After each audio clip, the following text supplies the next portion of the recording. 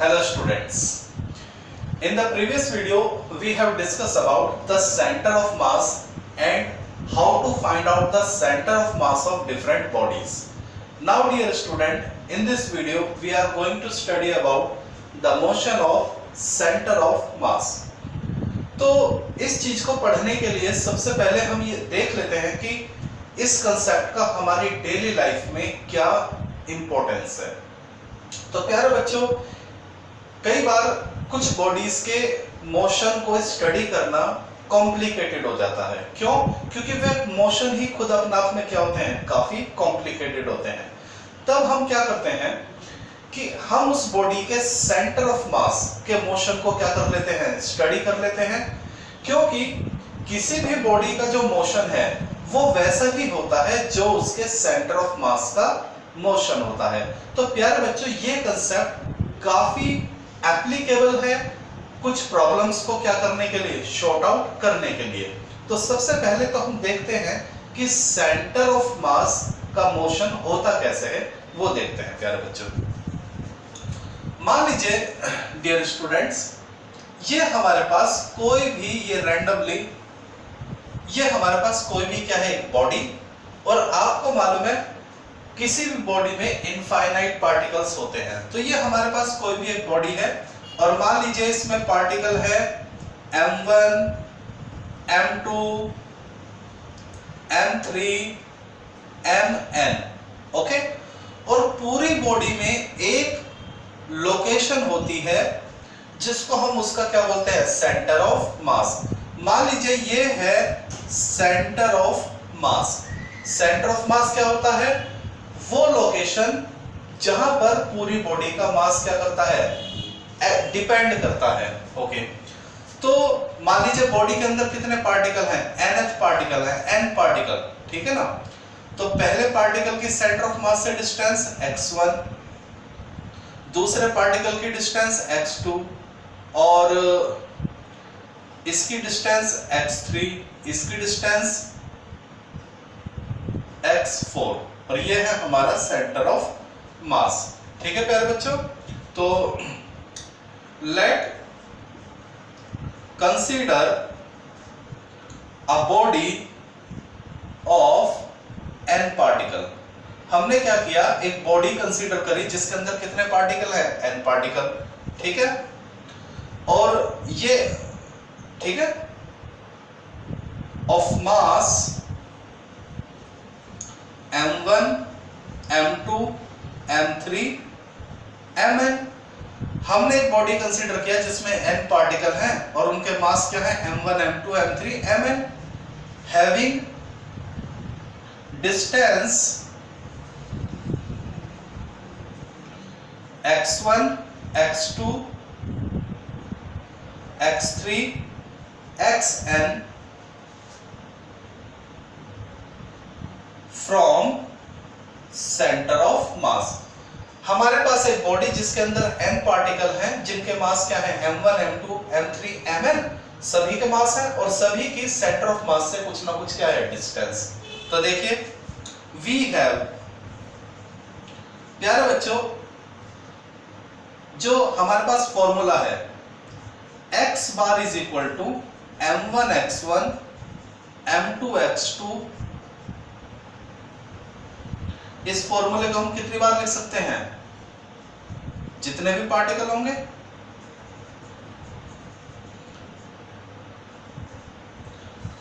Clear हो गया? ये है सेंटर ऑफ मास का फॉर्मूला nth पार्टिकल के लिए। ये बात हम ऑलरेडी डिस्कस कर चुके हैं। अब हम क्या करेंगे प्यारे बच्चों, इस देख लीजिए, मान लीजिए ये बॉडी n पार्टिकल से मिलकर बनी है और हर पार्टिकल का अपना मास क्या है, m1, m2, m3। लेकिन अगर मैं इन सभी को जोड़ देता हूं तो देखिए m1, m2 plus m3, mn, अगर मैं सभी पार्टिकल के मास को क्या कर देता हूं, जोड़ देता हूं, तो मान लीजिए मुझे मिलता है कैपिटल M। तो क्या आप मुझे बता सकते हैं कैपिटल M क्या रिप्रेजेंट करेगा? ये रिप्रेजेंट करेगा मास ऑफ बॉडी। क्लियर हो गई बात? क्योंकि पूरी बॉडी किससे मिलकर बनी है, m1 m2 m3 mn से। तो सभी पार्टिकल का मास अगर जोड़ दिया जाए तो हमें क्या मिलेगा, पूरी बॉडी का मास। तो क्लियर हो गया। ओके, तो देखिए हमारे पास क्या इक्वेशन बन जाएगी, x bar is equal to m1 x1 m2 x2 mn xn upon capital M। अब ये कैपिटल M कैसा है, समझ में आ गया। ये जितने भी पार्टिकल हैं सभी के मास को हमने ऐड किया तो मान लीजिए कैपिटल M आया, और वो कैपिटल M क्या रिप्रेजेंट करेगा, पूरी बॉडी का मास। चलिए नेक्स्ट लाइन में इस M को इधर मल्टीप्लाई कर लीजिए, m x bar is equal to m1 x1 m2 x2 mn xn। क्या ये बात समझ में आ गई। ओके, दोनों तरफ टाइम के रिस्पेक्ट में प्यारे बच्चों क्या कर दीजिए, डिफरेंशियल कर दीजिए। दोनों तरफ हम क्या करते हैं, differential with respect to time. m x bar differential with respect to time m1 x1 m2 x2 mn xn। देखिए व्हाट वी हैव डन, हमने दोनों तरफ टाइम के रिस्पेक्ट में क्या कर दिया है, डिफरेंशियल। तो m क्या है, कांस्टेंट, तो ये तो बाहर आ जाएगा, यानी डिफरेंशियल किसका, x बार का। x बार क्या है, location, centre of mass, is equal to differential इसका कीजिए, m1 तो कांस्टेंट है यानी डिफरेंशियल किसका, x1 का, m2 तो कांस्टेंट है यानी डिफरेंशियल किसका, x2 का, ऐसे ही mn differential with respect to time किसका, xn का। तो क्या ये बात समझ आ गई, सभी अलग अलग टर्म का डिफरेंशियल हो जाएगा। ओके, अब आपको मालूम है पिछली इंफॉर्मेशन, डिस्प्लेसमेंट अपॉन टाइम क्या होता है, वेलोसिटी, और वेलोसिटी अपॉन टाइम क्या होता है, एक्सेलरेशन। याद आ गई पुरानी बातें। x क्या है, लोकेशन यानी डिस्टेंस, तो डिस्टेंस अपॉन टाइम वेलोसिटी, और velocity upon time acceleration. Clear हो गया, नोट कर लीजिए इस बात को। चलिए आगे बढ़ते हैं। तो बेटा x अपॉन t क्या बन जाएगा, v bar distance upon displacement upon time velocity. Okay, m1 v1 m2 v2 mn vn।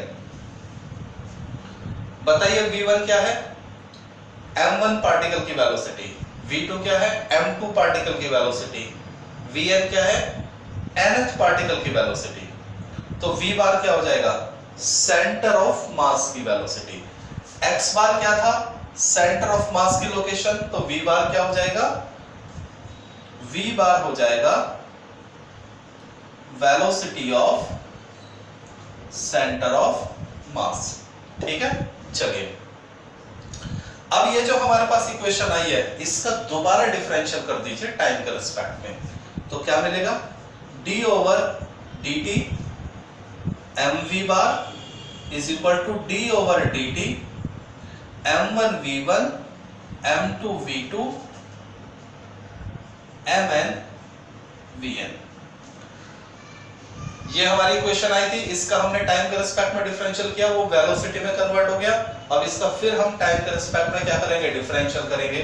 तो m तो क्या है, कांस्टेंट बाहर आ जाएगा, डिफरेंशियल किसका, वेलोसिटी का, m1 कांस्टेंट है यानी डिफरेंशियल किसका, वेलोसिटी का, m2 कांस्टेंट है यानी डिफरेंशियल किसका, v2 का।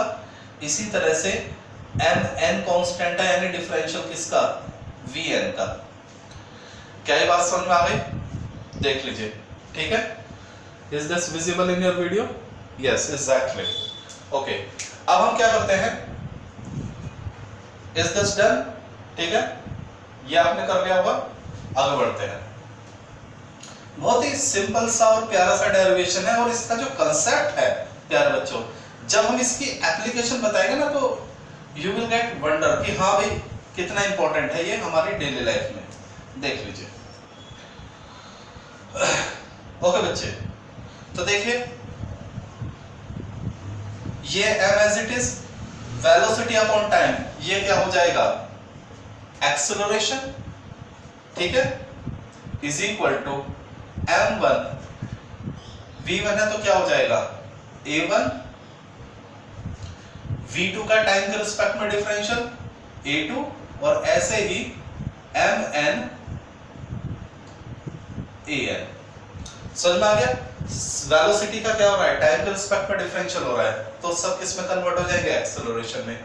क्या आप मुझे बता सकते हो a1 क्या होगा? अगर v1 m1 की वेलोसिटी है तो a1 क्या होगा, m1 का एक्सेलरेशन। v2 अगर m2 की वेलोसिटी है तो a2 क्या होगा, m2 का एक्सेलरेशन। समझ में आता है? हर पार्टिकल का एक्सेलरेशन, तो ये किसका एक्सेलरेशन होगा, a बार होगा।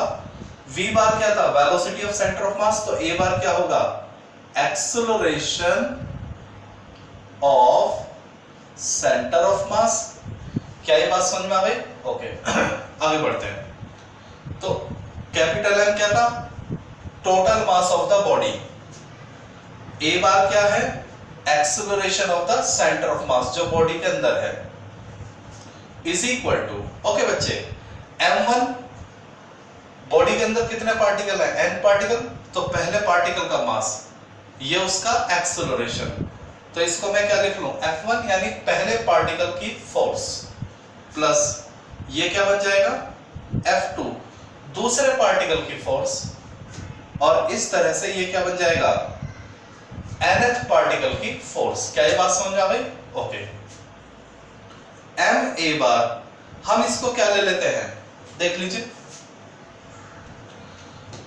हम क्या करते हैं, लेट पहले पार्टिकल की फोर्स प्लस दूसरे पार्टिकल की फोर्स nth पार्टिकल की force is equal to f। क्या आप मुझे बता सकते हैं f क्या रिप्रेजेंट करेगा? देखिए, पहले पार्टिकल पे कितनी फोर्स है, दूसरे पार्टिकल पे कितनी फोर्स है, nth पार्टिकल पे फोर्स है, तो अलग अलग पार्टिकल पे जितनी भी फोर्स है सभी को मैं क्या कर लेता हूं, ऐड कर लेता हूं, तो f क्या रिप्रेजेंट करेगा, टोटल फोर्स ऑन बॉडी। मान लीजिए एक पार्टिकल पे, मान लीजिए एक बॉडी के अंदर 4 पार्टिकल हैं, पहले पे 1 न्यूटन, दूसरे पे 2 न्यूटन, तीसरे पे 3 न्यूटन, चौथे पार्टिकल पे 4 न्यूटन, तो बताइए पूरे पार्टिकल, पूरी बॉडी पे कितनी फोर्स हो गई, 4 3 2 1 यानी 10 न्यूटन। समझे बात आ गई? तो ये F क्या रिप्रेजेंट करेगा, total force on body. Okay, क्या ये बात समझ में आ गई? तो देखिए, तो हमारी ये क्वेश्चन क्या बन जाएगी, m a bar is equal to F। क्या ये बात समझ में आ गई?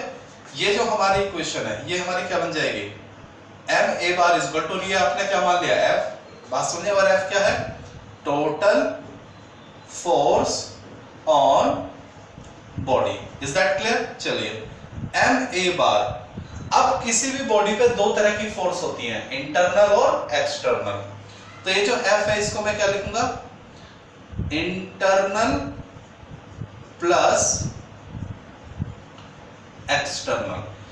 टोटल फोर्स क्या होती है, या तो इंटरनल और एक्सटर्नल, किसी भी बॉडी पे दो ही तरह की फोर्स होती है, इंटरनल और एक्सटर्नल। क्या ये बात समझ आ गई? ओके, अब अगर मैं ये बोल दूं, let internal force is equal to 0, ठीक है, अगर हम ये कह दें किसी भी बॉडी पर इंटरनल फोर्स क्या है, 0, तो हमें क्या मिलेगा, we get m a bar is equal to F external. This is the important point जो हमें मिला। देखिए, एक्चुअली होता नहीं है, माना नहीं है, ये होता ही है। देखिए, किसी भी बॉडी के अंदर जितने भी फोर्स हैं वे सब एक दूसरे को क्या करते हैं, हमेशा सेटिस्फाई कर देते हैं, बैलेंस कर देते हैं, ठीक है। तो किसी भी बॉडी के अंदर जितने भी फोर्स होते हैं वे एक दूसरे को कैंसिल आउट कर देते हैं, तो इसलिए इंटरनल फोर्स क्या होता है, 0।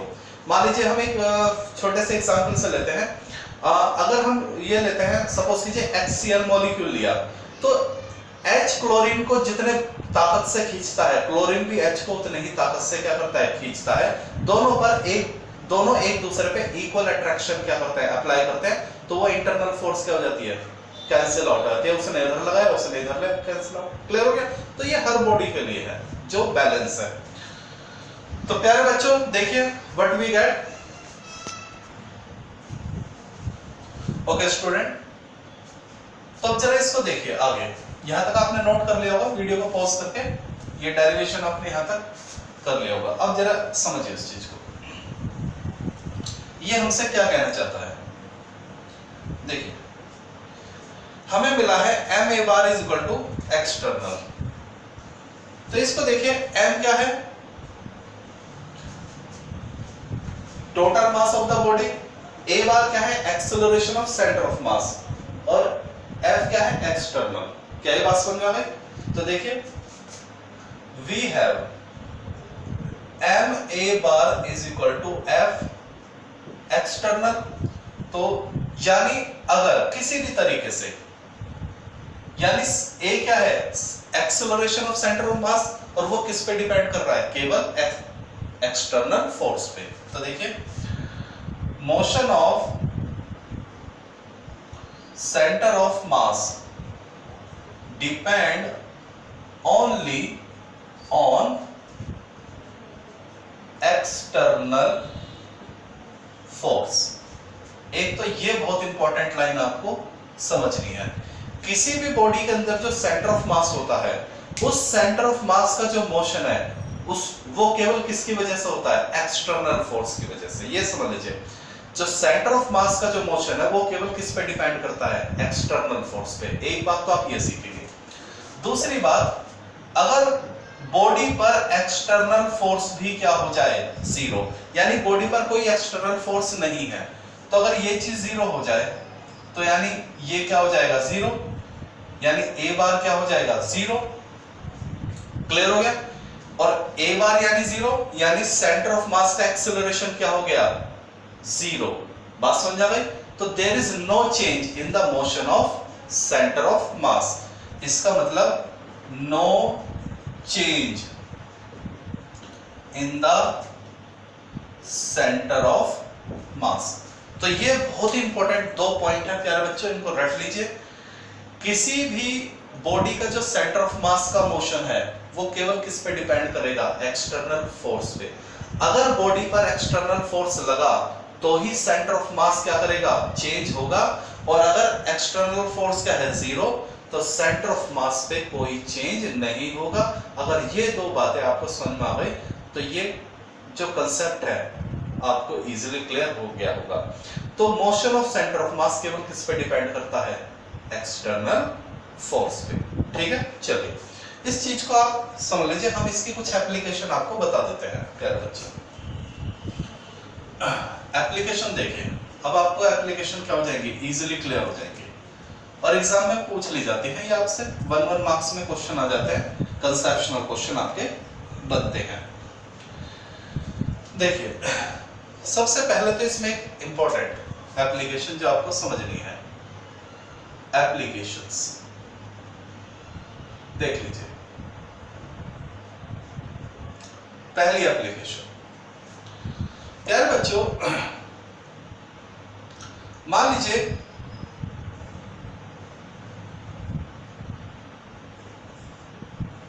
ये हमारे पास कोई भी एक रॉकेट, जो हमारे साइंटिस्ट हैं डेली हर कंट्री में से रॉकेट की क्या होती है, लॉन्चिंग होती है। हर कंट्री डे बाय डे क्या करते हैं, रॉकेट्स को लॉन्च करते हैं, सैटेलाइट्स को क्या करते हैं, लॉन्च करते हैं। ठीक है, ओके। तो डियर स्टूडेंट्स, इस रॉकेट के मोशन को आप थोड़ा सा समझिए। रॉकेट का मोशन कैसा होता है, देखिए रॉकेट के अंदर प्यारे बच्चों कितने पॉइंट हो सकते हैं, रॉकेट के अंदर इनफाइनाइट पॉइंट हो सकते हैं। ठीक है, अब क्या है कि मान लीजिए रॉकेट इस तरह से लॉन्च किया जाएगा, ठीक है, और हमें मालूम है इस रॉकेट की लैंडिंग हमें कहां करानी है, यहाँ।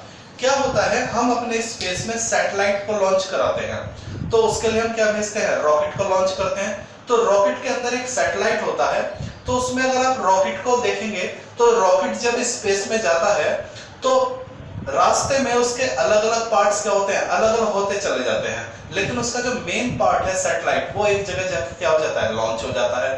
तो इसमें देखिए, मान लीजिए ये हमारा रॉकेट है प्यारे बच्चों, ये हमारा रॉकेट, ओके, इसको समझिए जरा। तो इसमें मान लीजिए ये जो पॉइंट है, m, ठीक है। ये जो m है, इस मान लीजिए सैटेलाइट है, ये जो सैटेलाइट है मेन सैटेलाइट, इसको हम रखेंगे सेंटर ऑफ मास पे। कहां रखेंगे हम?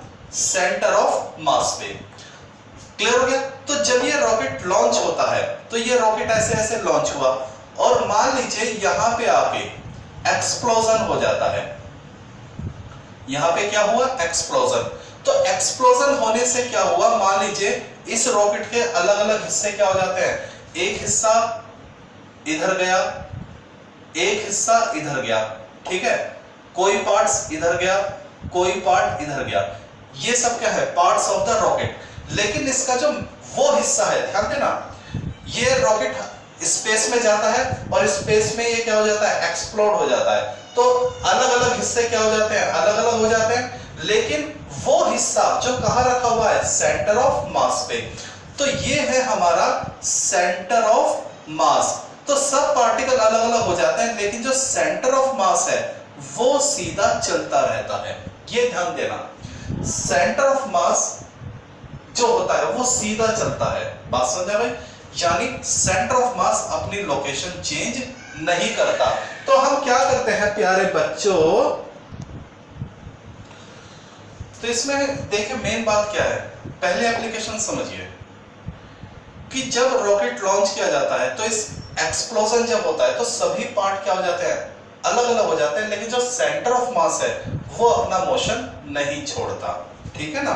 तो इन देखिए, सिंस एक्सप्लोजन, जो प्यारे बच्चों एक्सप्लोजन होता है is due to internal force. Internal force, rocket के अंदर जो एक्सप्लोजन होता है वो इंटरनल फोर्स की वजह से होता है। बाहर से कोई फोर्स नहीं आती जो उसको क्या करती है? एक्सप्लोड। रॉकेट के अंदर जो एक्सप्लोजन होता है वो उसके इंटरनल फोर्स की वजह से होता है। तो since explosion is due to internal force, hence the centre of mass does not change its path. आपको क्या बताया कि सेंटर ऑफ मास अपनी लोकेशन तभी चेंज करता है अगर बॉडी पर क्या लगे? एक्सटर्नल फोर्स लगे। अगर बॉडी के अंदर इंटरनल फोर्स है तो सेंटर ऑफ मास अपनी लोकेशन चेंज नहीं करता, वो वैसे ही मोशन करेगा सेंटर ऑफ मास जैसे उसको करना था। बात समझा भाई? तो hence the centre of mass does not change its path. बहुत ही सिंपल सी बात है, ठीक है। एक आध एप्लीकेशन और देख लेते हैं हम इसमें प्यारे बच्चों। तो क्या ये बात आपको समझ में आ गई? क्या सिखाया था कि अगर बॉडी पर एक्सटर्नल फोर्स नहीं है तो सेंटर ऑफ मास अपनी लोकेशन चेंज नहीं करता। जैसे एक एप्लीकेशन और देखिए, मान लीजिए प्यारे बच्चों ये कोई ट्रॉली है, ट्रॉली, ठीक है, और ये ट्रॉली एक खास वेलोसिटी से क्या कर रही है? चल रही है। We have a trolley moving with a velocity, और ये वेलोसिटी क्या है? कांस्टेंट है। मान लीजिए जो ट्रॉली है वो कांस्टेंट वेलोसिटी से क्या कर रही है? मूव कर रही है।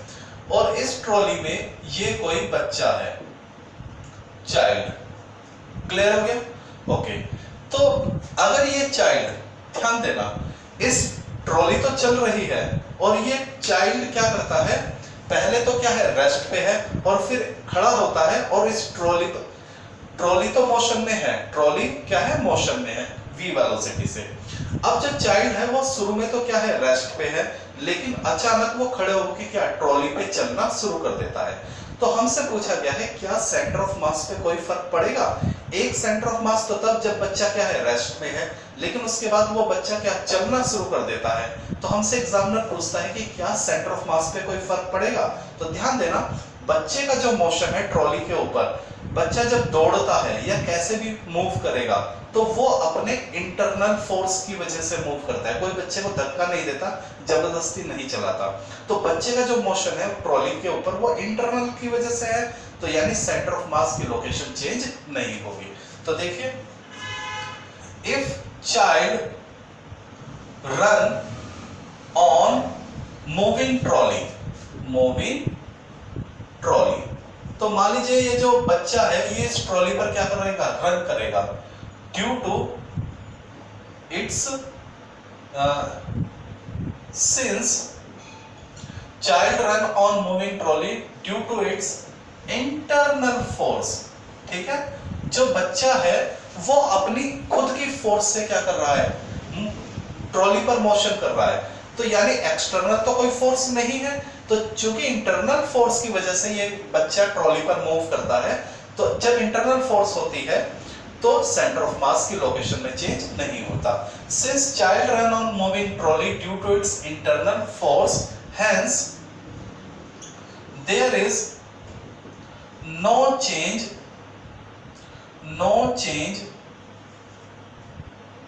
in location of center of mass।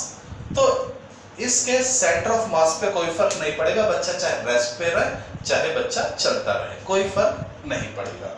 क्या ये बात समझ में आ गई? ओके।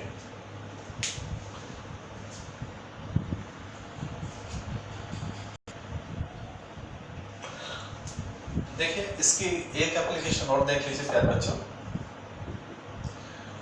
मान लीजिए हमारे पास कोई भी एक न्यूक्लियस है रेडियम। ठीक है, ये हमारे पास एक न्यूक्लियस है रेडियम न्यूक्लियस। ओके, और ये क्या है, एट रेस्ट। रेडियम का न्यूक्लियस है और ये क्या है, रेस्ट पे। ठीक है ना। अब ये अचानक क्या हो जाता है, एक्सप्लोड हो जाता है। मान लीजिए क्या हो जाता है, एक्सप्लोजन। ठीक है, किसकी वजह से, ड्यू टू इंटरनल फोर्स की वजह से।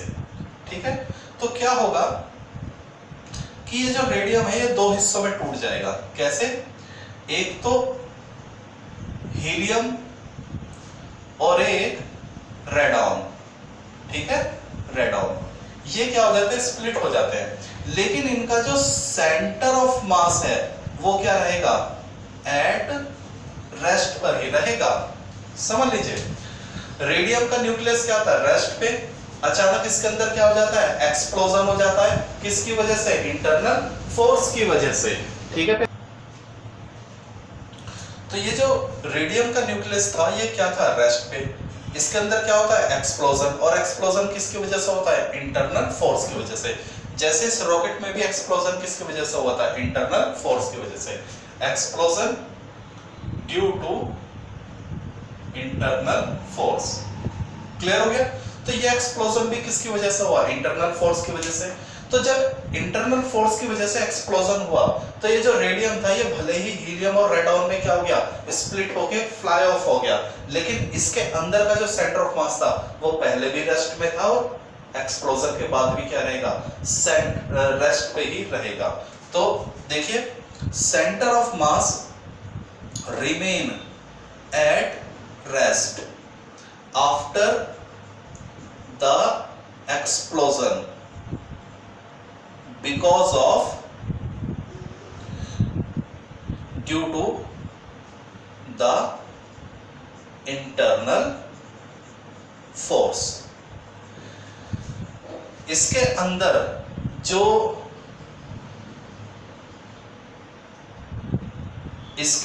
जो सेंटर ऑफ मास था रेडियम का वो पहले भी रेस्ट में था और बाद में भी क्या रहेगा, रेस्ट में। हाँ, वो बात अलग है, रेडियम बिखर जाएगा हीलियम और रेडॉन में, लेकिन उसके अंदर का जो सेंटर ऑफ मास था वो पहले भी रेस्ट में था और बाद में भी क्या रहेगा, रेस्ट में।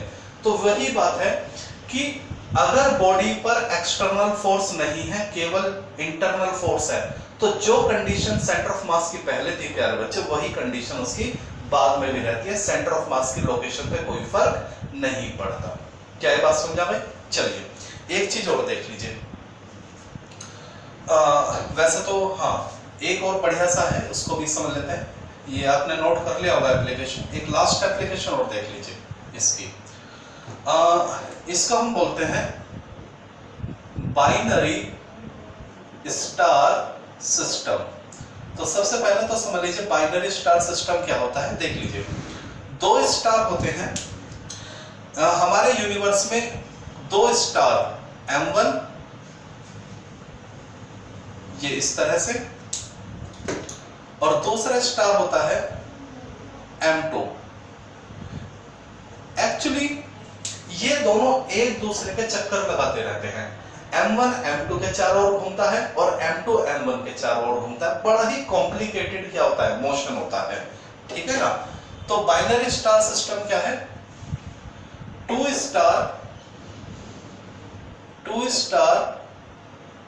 which revolve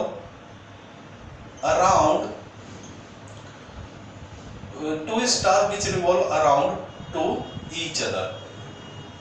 दो स्टार m1 m2 m1 जो है वो m2 के चारों ओर घूमता है और m2 m1 के चारों ओर घूमता है। दोनों स्टार एक दूसरे के चारों ओर क्या लगाते हैं, चक्कर लगाते हैं।